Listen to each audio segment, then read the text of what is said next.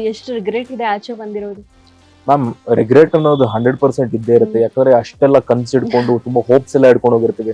And ಮಾತಾಡ್ತಾ ಎಷ್ಟೋ ವರ್ಷಗಳು ಜನರನ್ನ ಮನೋರಂಜಿಸ್ತಾ ಎಂಟರ್ಟೈನ್ ಮಾಡ್ತಾ ಏನೋ ಒಂದು ಹೆಸರು ಮಾಡಿರ್ತೀವಪ್ಪ. ಆ ಹೆಸರನ್ನ ಗುರ್ತು ಹಿಡಿದ್ಬಿಟ್ಟು ಅವರು ಅಂತ ಒಂದು ವೇದಿಕೆ ಕರೆದಿರ್ತಾರೆ. ಗೊತ್ತವ್ರಿಗೆ ಈಗ ಏನಂದ್ರೆ ಫೇಮಸ್ ಆಗಿರೋರ್ನ ಕಂಡುಹಿಡಿಯೋದು ಈಸಿ. ಯಾಕಂದ್ರೆ ಅವ್ರ ವ್ಯಕ್ತಿತ್ವ, ಅವ್ರು ಮಾತಾಡೋದು ಎಲ್ಲ ಇಂಟರ್ವ್ಯೂಸ್ ಅಲ್ಲಿ ಆಗಿರ್ಬೋದು ಬೇರೆ ಬೇರೆ ಕಡೆ ಕಾಣಿಸ್ಕೊಳುತ್ತೆ. ನನ್ನಂತವ್ರನ್ನ ಕಂಡುಹಿಡಿಬೇಕು ಅಂದ್ರೆ ಒಂದ್ ಸ್ವಲ್ಪ ಟೈಮ್ ತಗೊಳುತ್ತೆ. ಅಂಡ್ ಇನ್ನು ತುಂಬಾ ರಿಗ್ರೆಸ್ ಪ್ರೋಸೆಸ್ ಮಾಡ್ಬೇಕು. ಒಂದು ಅಟ್ಲೀಸ್ಟ್ ಒಂದು 200-250 ಜನರಕ್ಕಿಂತ ಜಾಸ್ತಿ 1000 ಅಪ್ಲಿಕೇಶನ್ ಅಂತ ಹೇಳಿದ್ರು, ಐ ಡೋಂಟ್ ನೋ. ಸೊ ಅದೆಲ್ಲದರಲ್ಲೂ ಕಂಪೇರ್ ಮಾಡ್ಬಿಟ್ಟು ಲಾಸ್ಟ್ ಅಲ್ಲಿ ಒಬ್ಬನ್ನ ಸೆಲೆಕ್ಟ್ ಮಾಡ್ಬೇಕು ಅಂದ್ರೆ it is a difficult process. So ಇಷ್ಟೆಲ್ಲ ಸೆಲೆಕ್ಟ್ ಮಾಡಿದ್ದಾರೆ ಅಂದ್ರೆ ಏನೋ ಒಂದು ಅರ್ಥ ಇರುತ್ತೆ, ಏನೋ ಒಂದು ಕಾರಣ ಇರುತ್ತೆ ಅಂತ ಅಷ್ಟೇ. ಅಲ್ಲಿವರೆಗೂ ಆನೆಸ್ಟ್ ಆಗಿ ಹೋಗಿದ್ ನಾನು. ಬಟ್ ವೆರಿ ಅನ್ಫಾರ್ಚುನೇಟ್, ಇಷ್ಟು ಬೇಗ ಆಚೆ ಬಂದಾಗ ಒಂದು ರಿಗ್ರೆಟ್, ನೋವು ಅನ್ನೋದು ಇದ್ದಿದ್ದೆ. ಏನಪ್ಪ ಹಿಂಗ್ ಬಂದ್ಬಿಟ್ನಲ್ಲಪ್ಪ, ಹಿಂಗ್ ಏನೇನೋ ಕನ್ಸೆಲ್ಲ ಇಟ್ಕೊಂಡಿದ್ದೆ, ಒಂದ್ ವಾರದಲ್ಲಿ ಬಂದ್ಬಿಟ್ನಲ್ಲ ಅಂತ.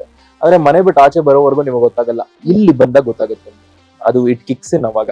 ಅಲ್ಲಿ ಅದು ಮುಗಿಸ್ಕೊಂಡು ಆಚೆ ಬಂದು ಸುದೀಪ್ ಸರ್ನ ಮಾತಾಡಿಸಿ, ಸುದೀಪ್ ಸರ್ ಒಂದ್ 2-3 ಒಳ್ಳೆ ಮಾತು ಹೇಳಾದ್ಮೇಲೆ ಖುಷಿ ಆಗುತ್ತೆ. ಸರಿ ಹೋಗ್ತೀನಿ. ಅದಾದ್ಮೇಲೆ ಶುರು ಆಗುತ್ತೆ. ಅದಾದ್ಮೇಲೆ ಆ ಸೆಟ್ ಬಿಟ್ಟು ನಾವ್ ಯಾವಾಗ ಆಚೆ ಬರ್ತೀವೋ ಅವಾಗ ಕಾಡಕ್ ಶುರು ಆಗುತ್ತೆ. ಯಾಕೆ ನಾನು ಹಿಂಗ್ ಮಾಡ್ಬಾರ್ದಿತ್ತು, ಯಾಕೆ ಹಿಂಗಿರ್ಬೋದಿತ್ತು, ಅದು ಇದು ಅಂತ ನನ್ನ ತಲೆ ಅನಾಲಿಸಿಸ್ ಮಾಡಕ್ ಶುರು ಮಾಡ್ಬಿಟ್ಟು